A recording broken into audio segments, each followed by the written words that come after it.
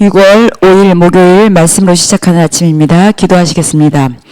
오늘도 우리가 주님 늘 기억하면서 그 주 안에서 항상 그 약속의 말씀 붙잡고 당당하고 힘차고 정말 주님과 동행하는 그런 날 되게 하여 주시옵소서. 오늘의 모든 한날을 주님께 맡기옵고 감사드리며 예수님의 이름으로 기도드립니다. 아멘. 자, 오늘 말씀은 나를 살피시는 하나님의 말씀을 붙잡으라는 말씀 가지고 우리가 창세기 16장 7절로부터 16절까지의 말씀 같이 보시겠습니다. 여호와께서 사자가 광야의 샘물 곁 곧 술길 샘 곁에서 그를 만나 이르되 사레의 여종 하가라 내가 어디서 왔으며 어디로 가느냐. 그가 이르되 나는 내 여주인 사레를 피하여 도망하나이다. 여호와의 사자가 그에게 이르되 내 여주인에게로 돌아가서 그 수하에 복종하라. 여호와의 사자가 또 그에게 이르되 내가 내 씨를 크게 번성하여 그 수가 많아 셀 수 없게 하리라. 여호와의 사자가 또 그에게 이르되 내가 임신하였은즉 아들을 낳으리니 그 이름을 이스마엘이라 하라. 이는 여호와께서 내 고통을 들으셨음이니라.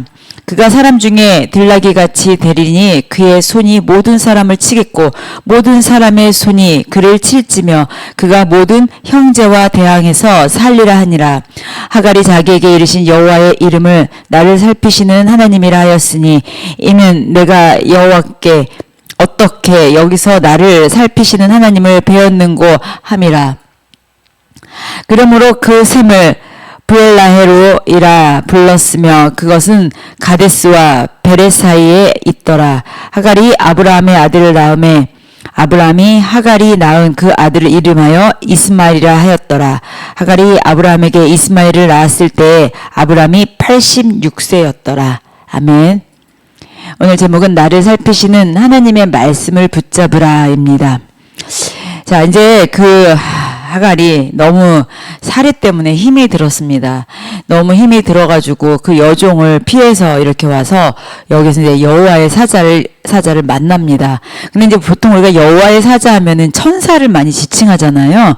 근데 여기 오늘 여호와의 사자라고는 했는데 10절 말씀에 보면 여호와의 사자가 또 그에게 이르되 내가 내 씨를 크게 번성하여 그 수가 많이 셀 수 없게 하리라 이렇게 이야기합니다. 내가 내 씨를 크게 번성하여 이거는 천사의 언어는 아닙니다. 이렇게 말할 수 있는 분은 오직 여호와 하나님밖에 없는 거죠. 그러니까 여기에서 여호와의 사자라고 표현했지만 여호와 하나님께서 직접 그 하갈한테 나타나셨음을 우리가 볼 수 있습니다. 직접 그에게 나타나신 거죠. 그리고 이제 그 사자는 이제 그 하갈에게 그럽니다. 네가 어디서 왔으며 어디로 가느냐 이렇게 물어봅니다. 여호와께서 하갈이 어디서 와고 어디로 가는지를 몰라서 물어봤겠습니까? 그러나 그의 입술을 통해서 너의 신분이 무엇이냐, 너의 근본이 무엇이냐, 너의 직분이 무엇이냐, 너의 사명이 무엇이냐를 물어보시는 것이죠. 그 근본을 확인하기 위하여 물어봅니다. 그러니까 여기서 분명한 것은 뭡니까? 주인과 종의 관계를 분명히 하셨다라는 것입니다. 주인과 종의 관계. 그러니까 네가 어디서 왔으며 네가 어디로 가고 있느냐. 즉 그 하갈에게 너는 누구를 피하여 왔느냐 이야기하죠. 그러면서 9절에 이렇게 이야기합니다. 내 여주인에게로 돌아가라. 그 수하에 복종하라. 철저한 그 신분, 그 근본, 그거에 대한 정체성, 너의 직분, 너가 해야 될 이 땅에서의 사명, 그것을 분명히 이야기합니다.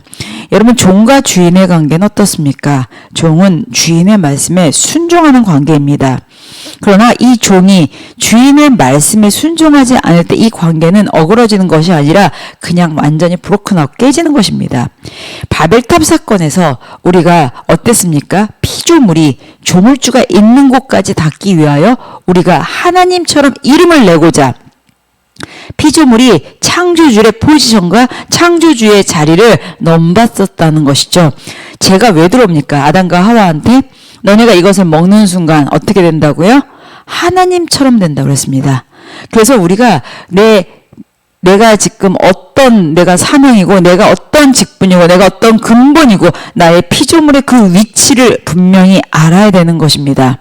그래서 여기서 하갈에게 그 본인의 그 직분, 근본을 확인시켜주는 장면으로 우리는 볼 수 있습니다. 그래서 종은 주인의 말씀에 철저하게 순종해야 하는 것이죠. 자, 보면은 예수 그리스도께서는 하나님과 우리 사이에서도 어떻게 했습니까? 하나님과 우리 사이의 죄로 인해서 끊어졌습니다. 그 끊어졌을 때 예수님께서 어떻게 했어요? 예수님의 그 십자가의 죽으심으로 그 끊어진 관계를 연결해 주셨습니다.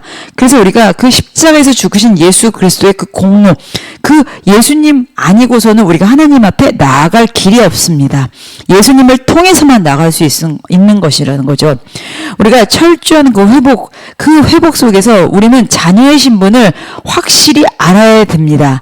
하나님처럼 되려면 그게 죄로 인해서 우리가 단절되는 것입니다. 그렇게 하나님과 우리가 단절되었을 때 예수 공로의 공로로 우리가 회복되어서 그 질서가 다시 제 위치로 가게 되었습니다. 자, 아브라함은 86세에 이스마엘을 드디어 낳았습니다. 자, 여기에서 우리가 볼 수 있죠. 그 아브라함과 사레가 하나님의 때를, 카이로스 그 타임을 기다리지 못하고 인간의 제한된 생각과 인간의 제한된 그 계획으로 이 모든 것을 먼저 서둘렀을 때 이 모든 것이 어그러졌습니다. 자, 그래서 86세에 이스마엘을 낳았습니다. 그러나 이 일을 통해서 우리가 한번 찾아보겠습니다. 하나님의 때와 사람의 때가 다를 경우에 나타나는 현상이죠. 자, 아브라함은 하나님의 말씀을 기다리지 못했습니다. 100% 순종을 못한 것입니다. 그래서 하나님의 약속을 우리는 기다려야 합니다. 또 여종 하갈은 어땠습니까? 자기의 신분을 잃어버렸습니다. 그러다 보니까 자기가 종이 신분으로서 있다가 주인의 자녀를 임신했다라는 이유로 그 자기가 몸으로 섬기고 자기가 모든 것을 직분으로 섬기던 그 사례의 그 자리를 넘보는 위치가 되었습니다. 이 땅에서 우리는 나의 신분이 하나님의 나라에 들어가는 상속자가 예수 그리스도로 되었습니다. 그러나 우리가 그 처음에 신분을 잊어버렸기 때문에 이 모든 것이 어그러졌다가 예수님으로 인해서 되찾게 된 것이죠. 자, 우리가 하나님처럼 되려는 그 죄악, 우리한테는 죄성이 있습니다. 그렇게 아브라함과 사레가 그 하갈과 같이 그 죄악으로 그 발걸음을 내딛는 순간 이 모든 것은 어그러졌던 것처럼 우리는 이 모든 것을 끊어내야 되는 것입니다. 자, 하나님께서는 그 어떤 것 하나도 그냥 놔두시지 않고 두루 감찰하면서 다니십니다. 그래서 우리가 하나님 앞에 나아가는 것은 회개하면서 나아가야 된다는 거죠. 우리의 죄성과 우리의 정말 인간적인 것들을 주님 앞에 회개하고 나아가실 때 하나님은 우리에게 고개를 돌려주십니다. 하나님은 간구하는 자에게 고개를 돌려주십니다. 하나님은 찾는 자에게 고개를 돌려주십니다. 우리가 끊임없이 변명하고 끊임없이 근데요 하면서 내 변명만 늘어놓는다고 그 하나님께서 우리에게 고개를 돌려주시는 것이 아니라 나의 죄성을 가지고 나아갔던 주님 앞에 그 모든 것을 회개하고 나갈 때 주님은 우리에게 고개를 돌려주십니다. 오늘 이 말씀을 통하여서 우리가 그 죄인 되었을 때, 우리가 죄인 되었을 때 우리는 스스로 구원받을 수도 없었고 우리는 영원히 죽음의 나라로 갈 수밖에 없는 우리에게 예수 그리스도가 친히 이 땅에 오셔서 그 십자가의 공로로 하나님과 우리 사이에 그 죄로 인해 막혔었던 것을 연결해 주셨습니다. 그래서 우리가 예수 그리스도 아니고서는 하나님 앞에 나아갈 수가 없습니다. 그래서 우리가 예수님을 구해야 되는 것이고 찾는 것입니다. 오늘 이 하갈이 자기가 종의 신분으로서 있었지만 자기가 임신한 이후에 그 사례가 인간적인 방법으로 아담에게 종을 취하라고 했고 아담이 아니라 아브라함도 그 자기가 서둘러서 죄를 받아들였을 때 그 하갈까지 이 모든 것이 전이되면서 그 모든 것이 어그러지는 것을 보았습니다. 우리는 이 땅에 살면서 하나님의 때를, 하나님의 그 말씀을, 하나님의 그 이 앞에서 인내하면서 나아가는 것이 순종입니다. 순종은 하나님의 말씀을 붙잡고 있는 그 자체가 그 소망이고 그것이 우리에게 인내인 것입니다. 어떠한 어려움이 와서 어떠한 것이 환경이 나를 친다 할지라도 환경이 나를 엄습한다 할지라도 우리는 주님께서 기뻐하시는 것은 묵묵히 말씀 앞에 인내하는 것입니다. 더 나아가서 우리가 할 수 있는 것은 그 상황에 감사하는 것입니다. 뛰어넘는 감사를 할 때 뛰어넘는 축복이 있는 것이죠. 무엇이 하나 생겼을 때 감사하는 것이 아니라 무엇이 뺏겼을 때 감사하는 것이고 무엇이 나에게 득이 됐을 때가 아니라 내 눈에 무언가 실이 되었을 때 감사를 하는 것이 뛰어넘는 우리가 주님 앞에 나아가는 순종인 줄 믿습니다.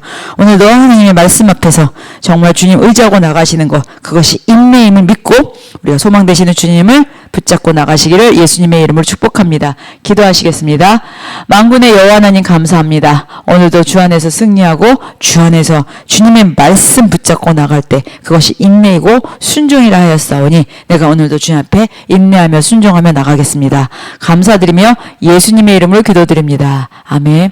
오늘도 주 안에서 무엇보다도 기쁘고 감사, 뛰어넘는 감사를 하시는 우리 성도님들 되시기를 예수님의 이름으로 축복합니다. 기도하시겠습니다.